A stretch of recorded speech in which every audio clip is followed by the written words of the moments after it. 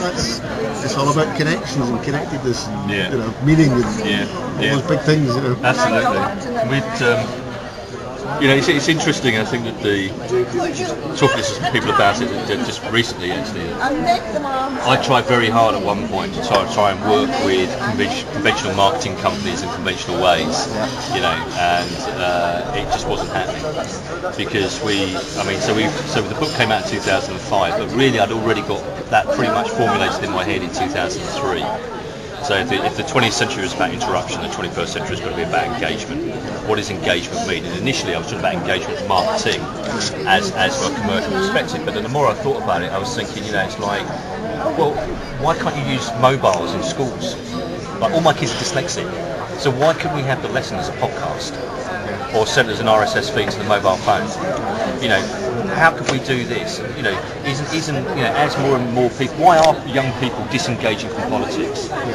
Because they feel they have no role to play in it. They are not part of it. And even if the spaces are virtual, they're still own spaces. It's like I've been doing some work with the Open University, and I kept banging on about the fact I wanted what they offered to just be everywhere, just to kind of like be an XML for learning or something like that, and follow me where I was, so that if I got some stimuli, that I thought, there's good learning and do that or whatever, and then there was a network, whatever. And it's just because they're still thinking, well, we're going to build a big shiny space. And I'm thinking, I don't want to have to go to your space to do stuff. I want it to follow me around. Exactly. I agree with you. And I think that the interesting thing is we wrote, and I'll happily send it to you, we wrote a white paper. There's two actually we've done. One on pop idol as a phenomenon. So it's actually called Pop Idol, the fake plastic trees of reality TV, or participatory democracy in progress, or something like that, which I quite like. Trips off the tongue, It's good when you read it. Tiny URL. And then mobile as the seventh mass media is the other one that we did, right? And so I did a little blog about it, and then I said, if anyone wants it, just email me. I've had people from all around the world, asking for that paper. Everything from city analysts in New York and London, to people doing PhDs, to just kids at university which are doing a media studies course and just saying, I'm really interested in it. Well, this is another thing. I mean, the reason I call my blog The Obvious is it's me overcoming my reticence about stating the obvious, and I still get flummoxed by the fact I'll spout some little daft idea that's come into my head. The next thing you know, Tim O'Reilly picked one of them up, and you suddenly think, all these people are reading it and taking it seriously. It kind of comes with its own responsibility, doesn't it? You kind of. Yeah, I think if you are going to be, there was somebody that actually leave a really interesting post the other day about accountability. So actually the reason why in physical society, we have laws and regulations because actually society has learned that we must be accountable as individuals to each other and as organisations and bodies to the body politic and all the rest of it. And at the moment in the web, there's a bit of a no man's land. And if your posting name's Mickey Mouse, you can say whatever you like, and you are not accountable at that point. Which I actually think is a very interesting kind of philosophical. It is, but I think ultimately it's a more accountable space because you are actually all trackable, despite the fact they don't think they are. And I know in a work context, it's paradoxical because people think that it's somehow silly and teenage and unaccountable. But in a work context, if you don't say what you think in these spaces, you don't exist. Yeah. As soon as you open your mouth, somebody's trying to get you to justify it. Yeah. And half of your thinking is exposed in public for auditing or review for years later, kind of thing. And that makes you think hard about what you're saying, why you're saying it. And I think one of the things we learnt running the forums at the People is that if the managers who got engaged, or anybody really, but people who traditionally behave differently, that was the biggest thing they had to learn.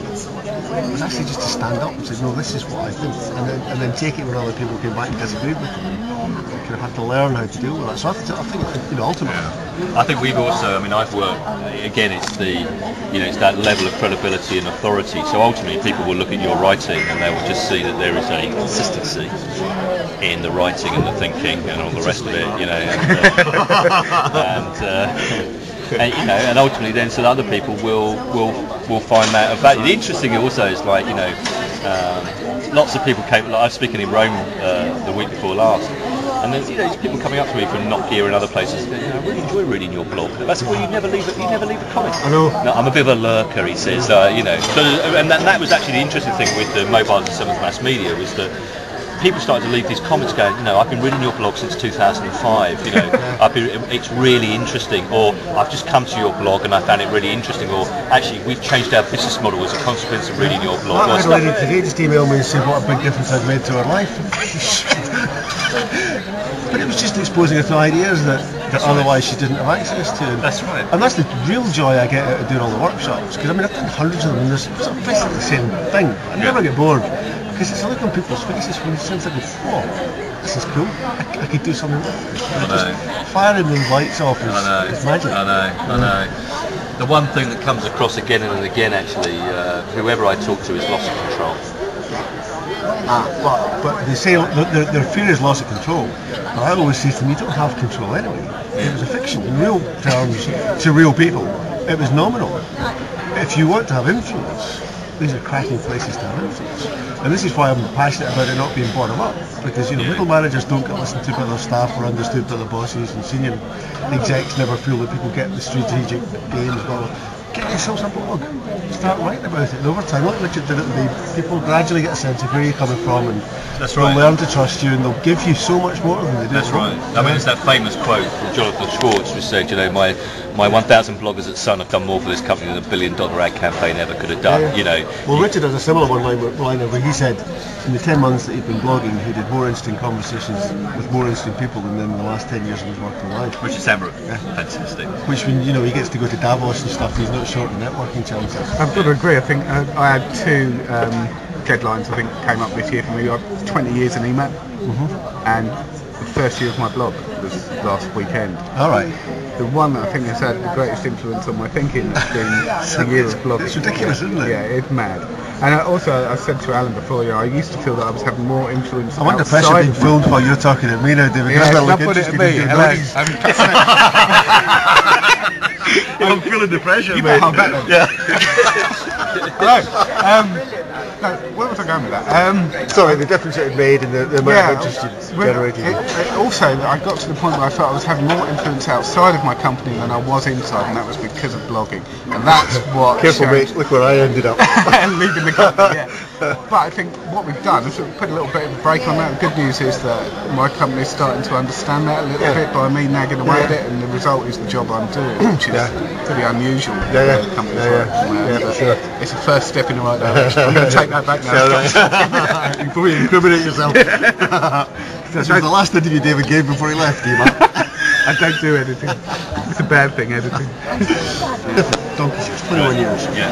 And the last 7, 8, I was head of knowledge management. And they thought I was going to put in hundreds of thousands of pounds worth of IBM, so I don't know what you want. But I thought, no, actually, people just want to talk to each other. They want to find the right person to have a conversation with. So we bunged in a forum, low cost, like 200 quid. Used it ourselves, advocated the use to other people, chose a viral route for propagating the ideas, because you know BBC people just run away from management initiatives. And it's now up to 23,000 staff have used that forum, so that's 90% of the organisation. It's sometimes learned, if nothing else, but many of them contributed. And then we put in blogs, several hundred blogs, including several senior execs, including Richard, and then 5,000 using the wiki, which apparently is taken off and the servers beginning to crumble under the weight. Is that an open wiki or is that a closed wiki? It's an internal BBC wiki, and running on Confluence, which allows people to manage the spaces themselves. Because all of it, we took a really kind of passionate view that people had to own the systems themselves, they had to decide what they used them for, minimum. I mean, we weren't IT, and we'd never let IT anywhere near what we did. And what's really satisfying for me is I left a year and a half ago, and the things have continued to thrive and grow.